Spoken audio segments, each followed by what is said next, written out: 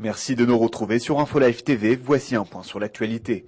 Nouvelle révélation dans l'affaire de l'espion libanais du Mossad. Selon le quotidien arabe Al-Akhbar, Ali Al-Jarrah, ce citoyen libanais récemment arrêté au motif d'espionnage pour le compte d'Israël, aurait effectué de fréquentes visites au sein de l'État hébreu à la demande même des services secrets israéliens.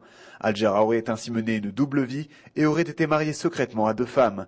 Toujours d'après ce même journal libanais, ces voyages en Israël, qui étaient rendus possibles grâce à de faux passeports, ne dureraient à chaque fois jamais plus de 2 jours. Au cours de ces brefs séjours, Ali Al-Jarrah aurait suivi plusieurs entraînements et formations, au cours desquels il aurait appris à manier des appareils d'écoute et des transmetteurs radio.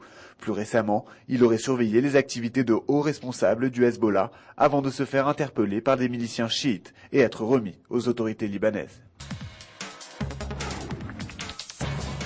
Un tribunal du Caire s'est prononcé mardi contre la vente de gaz naturel à Israël, pourtant déjà effective depuis le début de l'année. À l'origine de cette décision, une plainte portée contre le gouvernement par plusieurs membres de l'opposition qui exigeaient la fin des exportations vers l'État hébreu. Dans un communiqué, le ministère israélien des infrastructures s'est déclaré confiant dans la poursuite par l'Égypte de ses fournitures de gaz, en dépit de la décision formulée par la justice du Caire.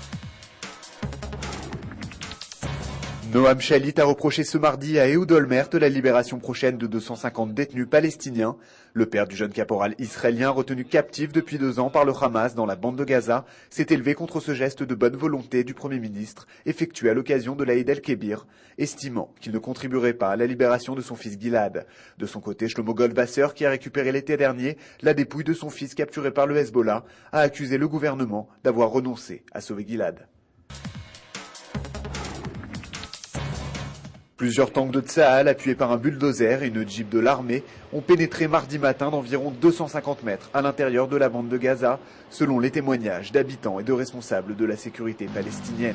Les soldats israéliens auraient nivelé le terrain le long de la frontière à l'est de la ville de Rafah, s'attirant les tirs de combattants armés palestiniens, sans toutefois riposter. Dans un communiqué, l'armée a évoqué une simple opération de routine.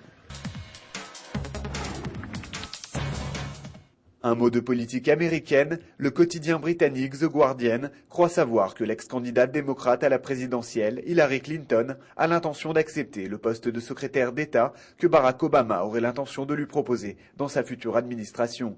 Toujours selon le journal, les conseillers du président élu ont d'ores et déjà commencé à mettre le nez dans la fondation Clinton afin de vérifier qu'une telle nomination ne constituerait pas de conflit d'intérêts.